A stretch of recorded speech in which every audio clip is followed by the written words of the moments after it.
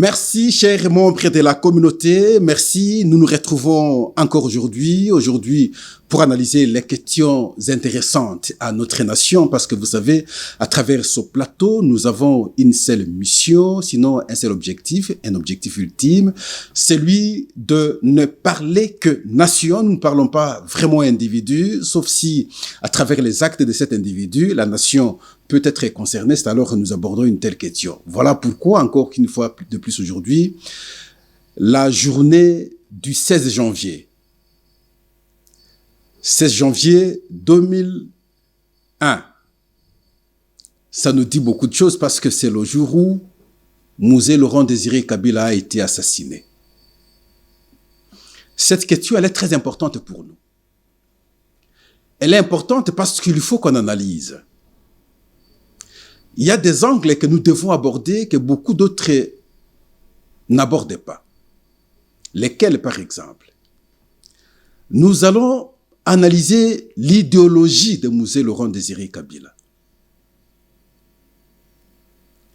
À travers cette idéologie, on va s'interroger sur l'héritage idéologique, bien entendu.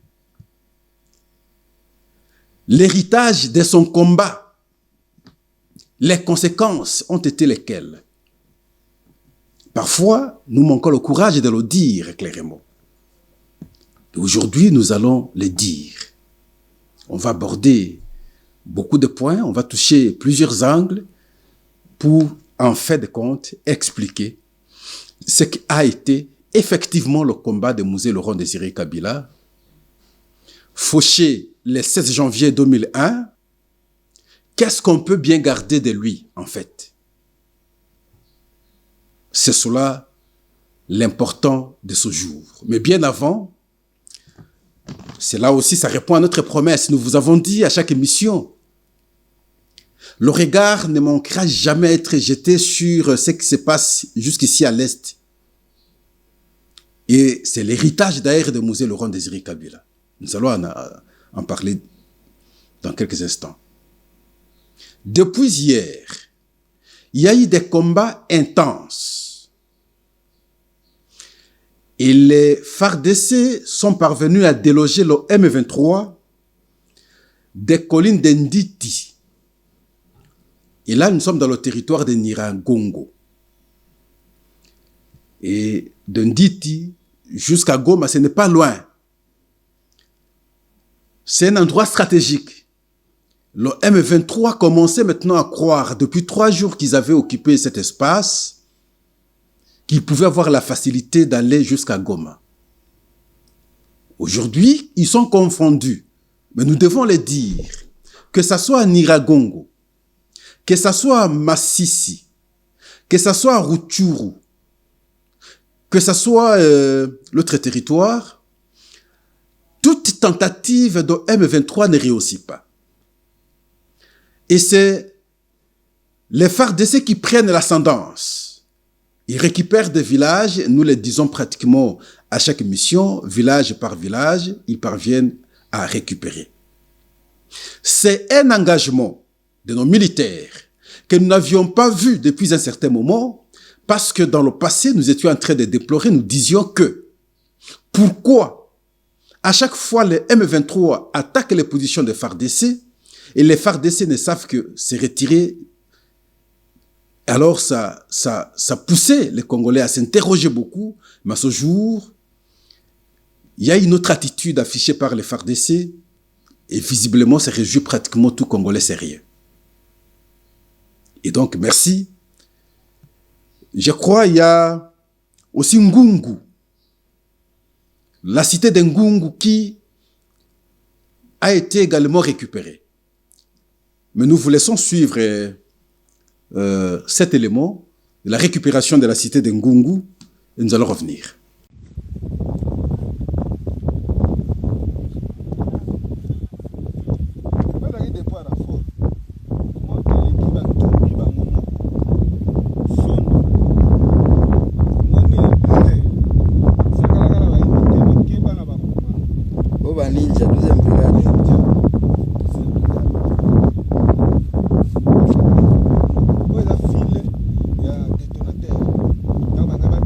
Sasa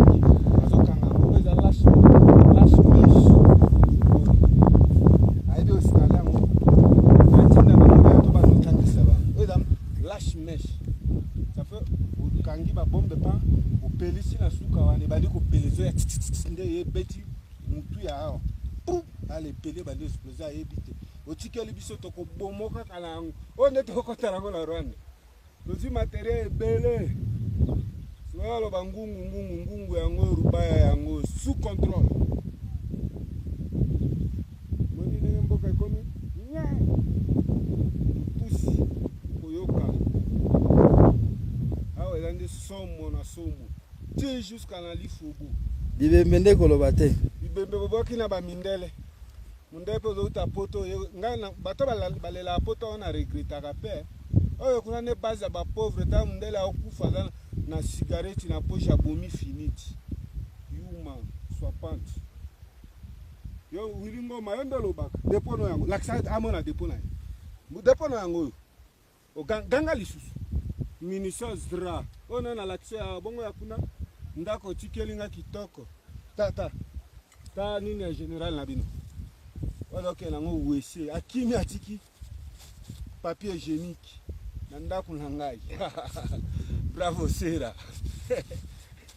Na luka nde moko la memela bosobolo abano sa bilanga. Sa nga bilanga koto. Na bano boma isute so na kangira na o garder. Voir badoliti. OK musala ya bumbu. OK. Toko tasko ska ba tumbi deuxième de quoi.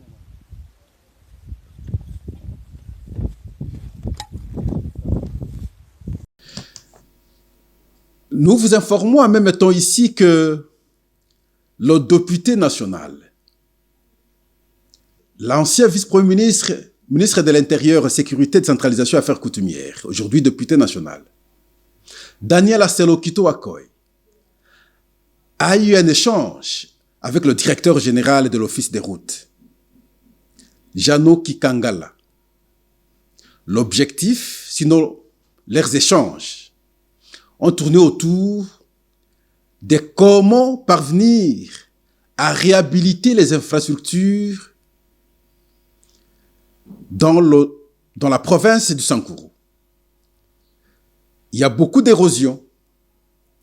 L'état de la route, les ponts, tout cela a la compétence, bien entendu, de l'Office des routes. Mais la curiosité, et ce qui a constitué d'ailleurs l'opposition pour le député national Daniel Asselo, c'est lorsqu'on constate qu'il y a des privés qui n'ont pas l'expérience, sinon l'expertise requise à la matière, gagnent de marché. Et pour cette fois-ci, parce que ils ont parlé des érosions des Demba Fungi, les érosions des Oanga, Pont Lokenye, là nous sommes sur la route numéro 7, la route nationale numéro 7, érosion de Jacob, et voilà, lui a estimé auprès du directeur général de l'Office des routes que ces marchés doivent revenir à l'Office des routes qui a non seulement l'expertise, mais également les engins à pouvoir faire correctement et normalement les travaux. L'échange, ou sinon les échanges ont été fructueux. Nous pensons que ce plaidoyer va produire des effets. Dans les jours à venir, l'Office des routes pourra maintenant se déployer afin que il commence les travaux, n'est-ce pas, de ces érosions, également du pont sur la rivière Lokenye. En tout cas, merci. Nous abordons notre question d'analyse en rapport avec la date du jour, le 16 janvier 2025, depuis le 16 janvier 2001 où Mouzé Laurent Désiré Kabila a été assassiné. Mouzé Laurent Désiré Kabila, c'est le 3e président de notre pays. C'est celui qui a remplacé le maréchal Mobutu. Maréchal Mobutu qui a eu tout le temps de gérer le pays, bien entendu, et qui sera en fait compte chassé par force, avec humiliation, par l'AFDEL. L'AFDEL, c'est le mouvement qui a amené Mouzé Laurent Désiré Kabila au pouvoir. Il est arrivé au pouvoir accompagné par les Rwandais. Et chaque Congolais va s'en souvenir, et les Rwandais, lorsqu'ils sont arrivés ici à Kinshasa, ils ont eu pratiquement tout le pouvoir, jusqu'à occuper la plus haute fonction de l'armée, le chef d'état-major, James Kabarebe. C'est lui qui sera maintenant le chef d'état-major. C'est une honte pour les Congolais. Et il entre par la bénédiction des Rwandais, on l'installe au pouvoir. Et les Congolais vont parler de la révolution. Et Pascal, depuis toujours, j'ai toujours parlé de l'agression. Et je veux aujourd'hui vous démontrer pourquoi moi je parlais de l'agression. Et les Rwandais, lorsqu'ils sont venus en RDC, ils ont découvert ce qu'ils ont découvert et ils n'ont plus voulu lâcher le pays. Et nous allons comprendre d'autres révélations à travers certains points de vue de certains experts occidentaux lorsqu'ils vont nous parler des accords où on a cédé certaines parties de notre pays au Rwanda parce qu'il fallait avoir le pouvoir pour que le Rwanda, en fait, puisse continuer à exploiter nos mines en Ituri et au Nord Kivu. Et c'est là d'ailleurs, même quand vous lisez les accords d'Emera, et vous vous rendrez compte que on avait hypothéqué ainsi notre pays par des gens que nous avons considérés en son temps qu'ils ont mené un combat loyal, celui de libérer le pays. Est-ce que ça a été un jeu parce qu'il fallait aussi, en fait, compte atteindre l'objectif du fait que, il faut rappeler, depuis MOBA 1, MOBA 2, Kabila père a mené son combat contre le régime de Mobutu sans succès et finalement une opportunité s'est présentée. Il pouvait accepter cette opportunité, peu importe l'accord qu'on pouvait lui faire signer. Et il a, en fait, de mon point de vue, concédé beaucoup d'espace aux Rwandais afin qu'il bénéficie le pouvoir. Lorsqu'il bénéficie le pouvoir, en 97, il sera accueilli, il fera face maintenant à l'adhésion populaire à sa personne. Au regard de ce qu'il a mal fait hier, il fallait maintenant s'en débarrasser très rapidement. Il fallait ne plus reconnaître ce qu'il avait signé comme accord. Déjà un problème. Ne plus accepter que les Rwandais qui l'ont accompagné au pouvoir soient encore là. C'est déjà un problème.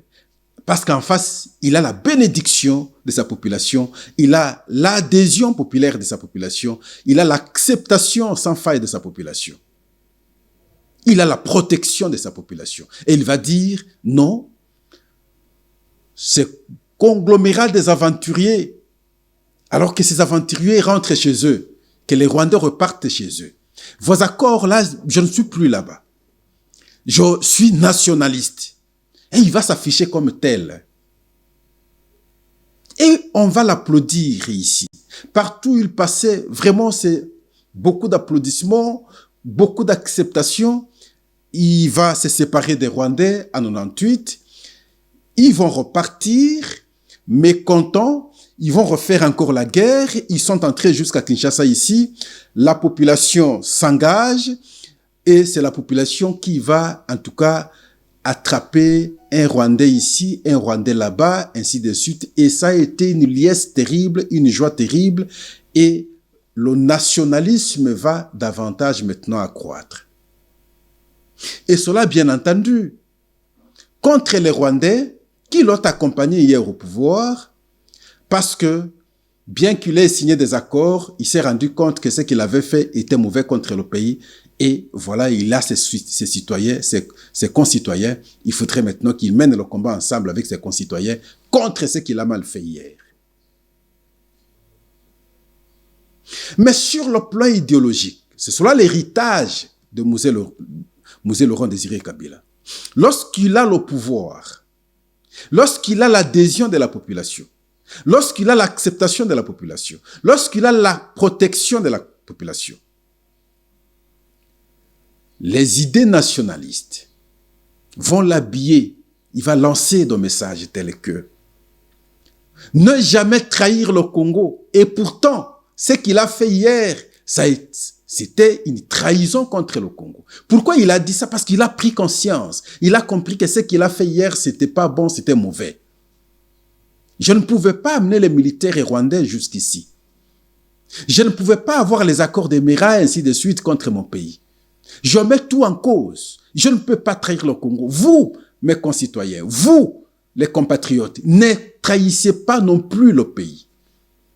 Mais c'était très bien. Et là, nous l'avons aimé. Ne trahissez pas le pays. Lorsque ces Rwandais qui sont entrés jusqu'à Kinshasa, qu'on a attrapés ici à Kinshasa, et ils vont repartir cette fois-là, se réorganiser autrement pour mener le combat contre Mouzé Laurent Désiré Kabila. Ils vont se dire, nous sommes le RCD. Bien entendu, comme toujours, d'ailleurs, avec quelques Congolais naïfs qui vont composer dans ce mouvement rwandais contre le pays qu'on nomme le RCD. Et la guerre va commencer. Mouzé Laurent Désiré Kabila, connaissant bien les Rwandais, connaissant les intentions des Rwandais, connaissant ce qu'il avait signé comme accord avec les Rwandais, il va finalement nous dire, et là, c'est dans le cadre de ses idéologies, bien entendu, la guerre sera longue et populaire. Mouzé nous apprend que la guerre sera longue et populaire. Pourquoi? Parce qu'il a compris que les Rwandais ne vont pas lâcher. Parce qu'il a compris que lui-même avait compromis le pays à travers certains accords. Ils vont vouloir se battre pour que ces accords soient d'application. Ils vont vouloir se battre pour que ce qu'ils ont goûté, ils puissent l'obtenir totalement. Ils savaient que la guerre sera longue et populaire. Mais ils savaient en même temps que le temps que ça va prendre, ce n'est pas les Congolais qui seront perdants, c'est les Rwandais qui seront perdants. Si la guerre s'étend sur le temps, le personnel, des ressources humaines en termes d'effectifs militaires, pour le Rwanda, c'est incomparable aux Congolais parce que nous sommes un grand pays et que nous sommes nombreux.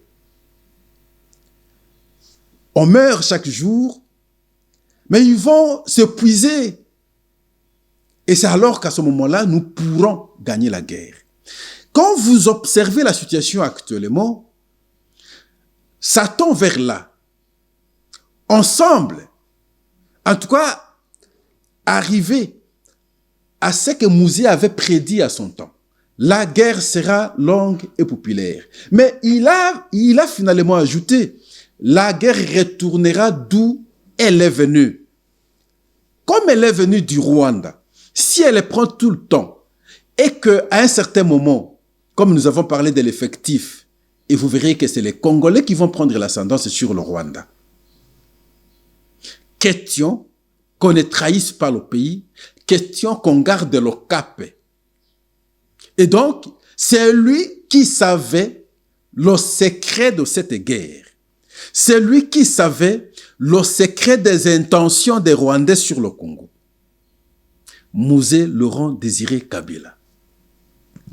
C'est cela qui nous introduit à pouvoir parler en fait de l'héritage militaire, de l'héritage du combat de Laurent Désiré Kabila. Un héritage malheureux, un héritage déplorable. Bien qu'il ait pris conscience, mais il nous a mis dans des conditions déjà difficiles. Vous vous rendrez compte que nous n'avions pas de guerre. Bien avant, c'est vrai, on pouvait tenter, je vais rappeler ici les MOBA dans les années 70, ainsi de suite.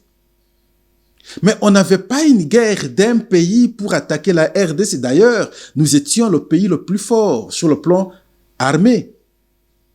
C'est nous qui allions dans d'autres pays. On pouvait entrer au Rwanda aujourd'hui, demain sortir. Mais c'est le Rwanda aujourd'hui qui entre 1000 fois que ce que nous avions fait à son temps, on partait, on pouvait sortir. Mais le Rwanda entre pour ne plus sortir et puis il est là, sur le sol congolais. Et donc, dans le passé, nous n'avions pas connu des pays qui pouvaient nous attaquer. Les pays savaient nous respecter et ils avaient peur de nous. Quand on parle de l'Angola, qu'est-ce que la République démocratique du Congo n'a pas aidé l'Angola sur le plan militaire?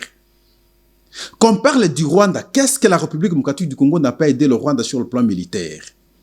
Kagame en connaît quelque chose parce qu'à sa première tentative de prendre le pouvoir au Rwanda, c'est les militaires congolais envoyés par Mobutu qui l'ont empêché. Et c'est de là qu'il a gardé une dent contre Mobutu. Et lorsqu'il a le pouvoir, il a fallu très rapidement chercher l'appui des Américains pour chasser. C'est lui qui a fait qu'il puisse échouer à sa première tentative pour prendre le pouvoir au Rwanda. Et donc, aucun pays ne pouvait oser contre le pays, contre la République démocratique du Congo. Et donc, l'héritage malheureux, l'héritage militaire, l'héritage des combats, Mouzé nous a laissé. Et voilà, nous sommes aujourd'hui avec ces combats. C'est parti comment? L'AFDEL entre, comme nous l'avons dit. On va se séparer maintenant de ces Rwandais qui étaient avec l'AFDEL. Ces Rwandais vont repartir, vont s'agglutiner pour encore mener le combat avec intention d'avoir encore le pouvoir et penser chasser maintenant Mouzé Laurent Désiré Kabila. Ils ne vont pas réussir à le faire chasser, mais ils vont réussir à le faire éliminer. Ils l'ont éliminé et ils sont passés par des Congolais toujours naïfs, toujours faibles, toujours traîtres, contre leur propre pays. Et c'est comme nous voyons aujourd'hui. Ils vont prendre les Nanga, c'est pratiquement de la même manière, ils prennent les armes contre leur propre pays, mais derrière les Rwandais. On va éliminer Mouzé Laurent Désiré Kabila le 16 janvier 2001. Parce qu'ils ont pris le pouvoir, nous parlons de l'héritage. Nous allons nous retrouver avec eux à Sun City. Mais leur plan est ailleurs. Bien qu'on soit avec eux à Sun City, mais ils ne voulaient pas ne pas avoir l'absolu du pouvoir. Et c'est comme ça qu'ils vont se bipolariser. Une, elle, fait la politique. Une autre va encore prendre les armes. Le camp, les Robert Royer, les autres, ainsi de suite, vont faire la politique. Et les autres vont prendre les armes. Et qui vont prendre les armes? C'est les Nkunda et les autres vont prendre les armes. Ils vont faire ce qu'ils ont appelé le CNDP. Le CNDP prend les armes. Et ça a créé, en tout cas, un désordre à la partie Est comme vous ne pouvez pas imaginer. Les accords ont été signés. Et nous vous avons toujours parlé de l'accord du 23 mars 2009. Et c'est avec Nkunda, c'est avec le CNDP. Bon, parce qu'il fallait qu'ils aient l'absolu du pouvoir. Ils l'ont pas. Non, ça ne suffit pas. Il faudrait encore repartir et prendre les armes. Ça, c'est l'héritage militaire de Mouzé Laurent Désiré Kabila avec son AFDEL. Ils vont encore prendre les armes. Ils vont dire, nous revendiquons l'application de l'accord signé en mars 2009. Et nous nous nommons, nous sommes 23 mars, le mouvement des 23 mars. Et le M23. 2012 déjà, ils prennent les armes. 2013, bon, on a eu semblant d'avoir gagné. Et voilà qu'en 2020, ils reprennent encore les armes. Ça, c'est l'héritage militaire de Mouzé Laurent Désiré Kabila.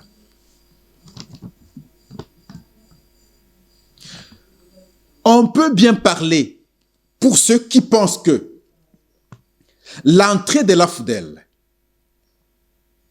a été un sauvetage pour le pays. Pascal, j'ai toujours dit non, c'est vrai, Mobutu était un dictateur.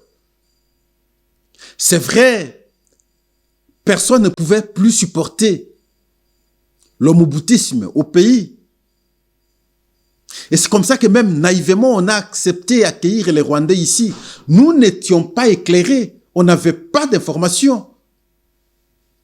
On a eu à danser pour les Rwandais qui entraient ici. Parce que simplement, on ne supportait plus la dictature de Mobutu. Les gens voulaient bien que Mobutu parte. Mais n'oublions pas que nous avions fait déjà une avancée terrible sur le plan politique.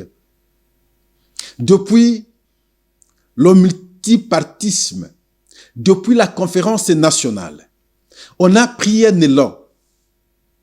Mobutu commençait à fléchir. Qui était Congolais? Pratiquement, on pouvait avoir un autre Congolais remplacer Mobutu, qu'il provienne de sa famille politique. Mais au moins, on connaîtrait la première alternance démocratique au pays avec Mobutu.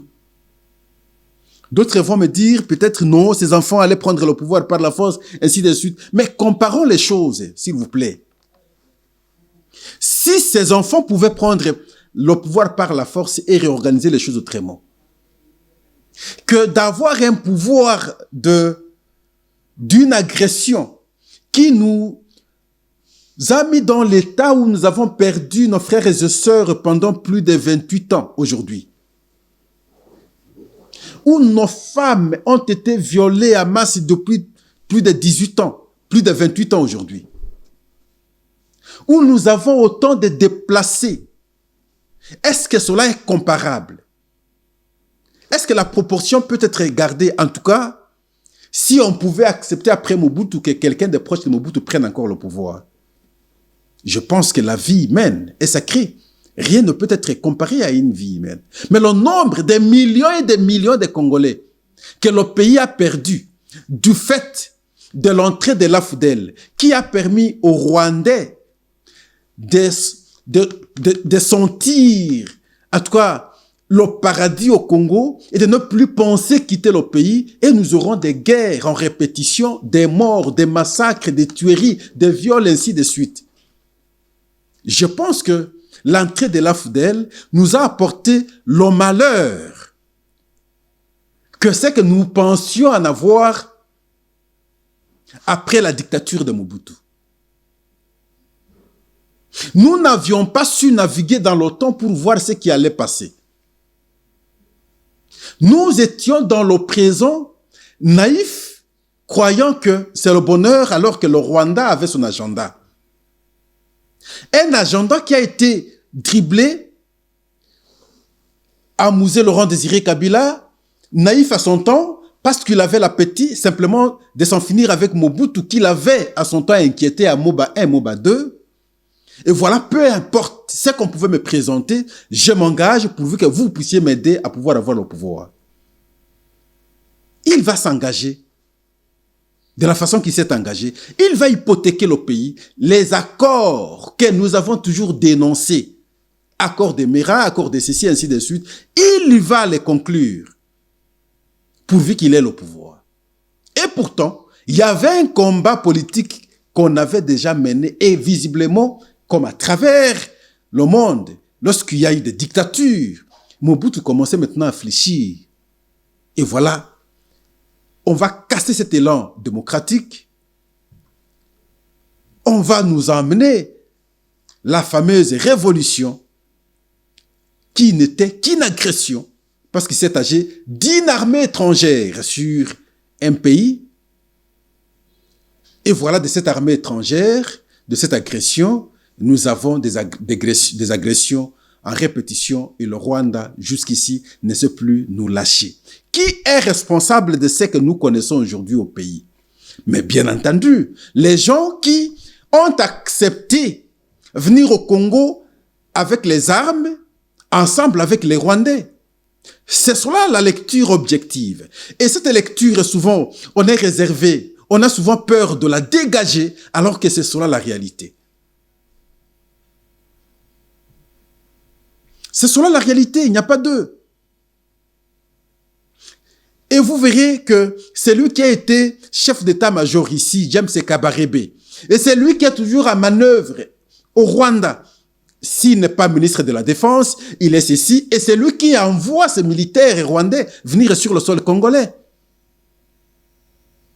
Paul Kagame, le père militaire de tous ces gens. Et lui est toujours là, il va changer ses constitutions, il va faire ce qu'il va faire. Il ne peut pas quitter le pouvoir parce qu'ils n'ont pas encore atteint l'objectif. Comme c'est lui, le concepteur, personne d'autre ne saura le faire. Il faudrait qu'on l'accorde encore le temps qu'il y reste comme président afin qu'on rêve à atteindre cet objectif sur le sol congolais. C'est cela la vérité. Parce qu'il a bénéficié la bénédiction maintenant de ces Occidentaux, les mêmes aujourd'hui continuent à l'appuyer tant qu'on n'aura pas atteint l'objectif. Et il commence à se rendre compte à ce jour qu'il est difficile d'atteindre cet objectif. Pourquoi? Parce que la prise des consciences des Congolais. Si hier, nous n'avions pas compris le vrai sens du combat des Rwandais à travers l'AFDEL, ensemble avec Mosé Laurent Désiré Kabila, mais au jour d'aujourd'hui, les Congolais comprennent ce qui se passe par le Rwanda contre le Congo et les envies du Rwandais sur le Congo. Les Congolais comprennent aujourd'hui clairement et voilà pourquoi c'est difficile que, en tout cas, leur plan réussisse. Voilà pourquoi, parce qu'ils ont compris que ça ne peut plus réussir, ils commencent à changer de position petit à petit. C'est là que dans le présent, nous devons plutôt dire à Félix-Antoine Tshisekedi, merci pour sa détermination. Merci pour le refus d'échanger avec les fabriqués. Merci de chercher à échanger toujours, et bien, avec le fabricant qui est le Rwanda. Merci d'engager toute une nation à pouvoir comprendre aujourd'hui que nous ne pouvons pas lâcher. Merci de mettre nos militaires en confiance pour qu'ils défendent très valablement notre pays. Merci de garder le cap, quelles que soient les conditions, vous ne pouvez pas lâcher. Merci de faire des promesses telles que s'il faut vous sacrifier pour le pays, vous êtes prêts. Et voilà, la prise de conscience des Congolais à ce jour, en cette date du 16 janvier 2025, il est simplement important de comprendre que, substantiellement, l'AFDEL n'a pas été une révolution pour aider le pays, même si l'intention de Mosé Laurent Désiré Kabila, effectivement, quand il est ici, il a eu des intentions nationalistes pour aider le pays. Là, il n'y a pas de débat. Mais les actes posés en amont étaient des actes de trahison contre le pays. Il ne pouvait pas entrer avec les militaires étrangers, entre autres ici les militaires rwandais. Ils ne pouvaient pas conclure les accords avec ces gens. Et aujourd'hui, nous avons l'accord de Kouh. Par ce jour, par cette date, c'est l'engagement de chacun à pouvoir comprendre que nous devons défendre notre pays. Merci, Mosé, parce que vous aviez su dire en fait que nous ne pouvons pas trahir le pays. Mieux vaut tard que jamais. Si vous n'aviez jamais dit ça, ça aurait été pire. Mais comme vous aviez eu le temps de pouvoir dire ça, et nous vous remercions pour ça aussi. Merci pour avoir appris aux Congolais que la guerre sera longue. Parce que vous aviez compris ce que vous aviez fait en aval, en amont plutôt, et en aval, ça devait être compliqué. Et vous aviez engagé les Congolais à pouvoir comprendre qu'ils doivent s'engager pendant longtemps possible afin de vaincre ces gens qui ont des velléités sur le sol congolais. Merci aux Congolais qui ont compris en fait que le problème aujourd'hui, ce n'est pas Tshisekedi, ça n'a rien à voir avec Tshisekedi. C'est les naïfs qui pensent que c'est Tshisekedi. Les avertis savent bien que c'est un plan des Rwandais depuis longtemps. Parce qu'il y a eu des textes qui ont hypothéqué notre pays, il a fallu qu'on cède une certaine souveraineté de notre pays. Ça veut dire les mines d'Ituri et du Nord Kivu devaient être exploitées par les Rwandais à travers les accords-là, afin qu'ils obtiennent le pouvoir, père comme fils. Merci. À travers cette prise de conscience, les Congolais ne vont plus, en tout cas, commettre cette erreur. En tout cas, merci beaucoup. Nous sommes à la fin de l'émission du jour. Il fallait qu'on ait une autre version, une autre analyse, contraire à ce que nous avons souvent l'habitude d'entendre. Merci. C'est ici. En tout cas, pas ailleurs. Au revoir. Soyez encore plus nombreux. Partageons les liens. Élargissons la communauté. N'aimons pas seulement les bêtises. Ne soyons pas là où il y a des bêtises. Soyons là où on réfléchit. Engageons le débat, créons des dialectiques. On ne connaît pas tout, nous ne sommes pas des pics de la Mirandole. Le peu qu'on connaît, ça peut être complété par beaucoup d'entre nous.